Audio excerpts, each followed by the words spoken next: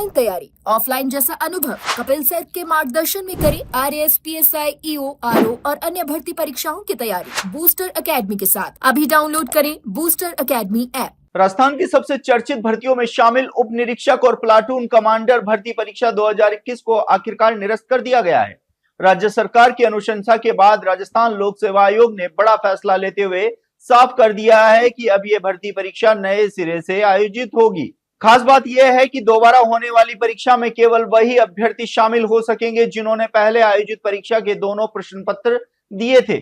नए अभ्यर्थियों को इस भर्ती परीक्षा में कोई मौका नहीं दिया जाएगा। आयोग अध्यक्ष उत्कल रंजन साहू ने बताया है कि वर्ष 2021 में आयोजित उप निरीक्षक और प्लाटून कमांडर भर्ती परीक्षा को पूरी तरीके से निरस्त कर दिया गया है।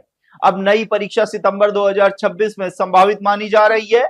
आयोग के अनुसार कुल 3,83,097 अभ्यर्थी इस परीक्षा में बैठने के लिए पात्र होंगे, यानी जिन उम्मीदवारों ने पहले दोनों पेपर दिए थे केवल वही दोबारा परीक्षा दे सकेंगे, नए आवेदन नहीं लिए जाएंगे। आयोग ने अभ्यर्थियों को उनके पुराने आवेदन पत्रों में संशोधन और अपडेट करने का अवसर भी दिया है। इसके लिए 16 मई 2026 से लेकर 30 मई 2026 तक आवेदन संशोधन प्रक्रिया शुरू की जाएगी। इस दौरान अभ्यर्थी अपने मोबाइल नंबर, ईमेल एड्रेस और पत्राचार का पता अपडेट कर सकेंगे। आयोग ने स्पष्ट किया है कि आवेदन में किसी भी प्रकार का संशोधन करने से पहले वन टाइम रजिस्ट्रेशन यानी कि ओटीआर में केवाईसी प्रक्रिया पूरी करना अनिवार्य होगा। यदि किसी अभ्यर्थी ने अपनी एसएसओ आईडी बदल ली है तो वह फैच एप्लीकेशन फॉर्म विकल्प के जरिए अपना पुराना डेटा नए प्रोफाइल में ट्रांसफर कर सकेगा। ओटीआर में सेव लाइव फोटो, सिग्नेचर और अंगूठे के निशान स्वतः ही नए आवेदन में जुड़ जाएंगे। लेकिन जिन अभ्यर्थियों को केवाईसी पहले पूरा नहीं हुआ है उन्हें यह प्रक्रिया पहले पूरी करनी होगी। आयोग ने यह भी साफ किया है कि यदि किसी अभ्यर्थी को आवेदन में कोई बदलाव नहीं करना है तब भी उसे आवेदन पत्र को एडिट मोड में खोलना होगा। साथ ही संशोधन की आवश्यकता नहीं होने पर संबंधित घोषणा और बायोमेट्रिक उपस्थिति की सहमति देना अनिवार्य होगा।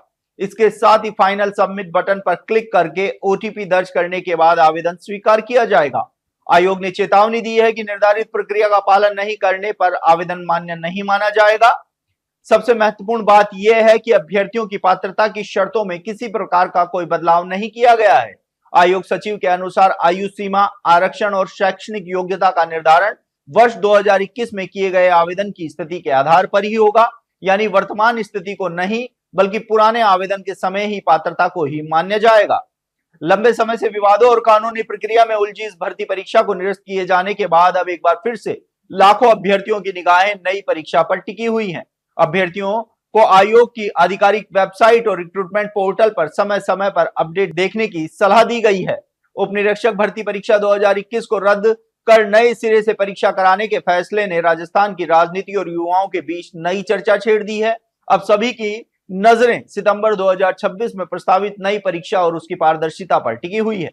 हालांकि अभी भी जो चयनित थानेदार हैं वे इस भर्ती को बहाल करने के लिए आंदोलन की राह पर हैं और उनके परिजन भी धरने पर उतरे हुए हैं।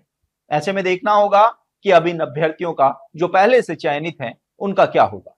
अब देखते रहिए एजुकेशन नगरी। मैं हूं ललित वर्मा।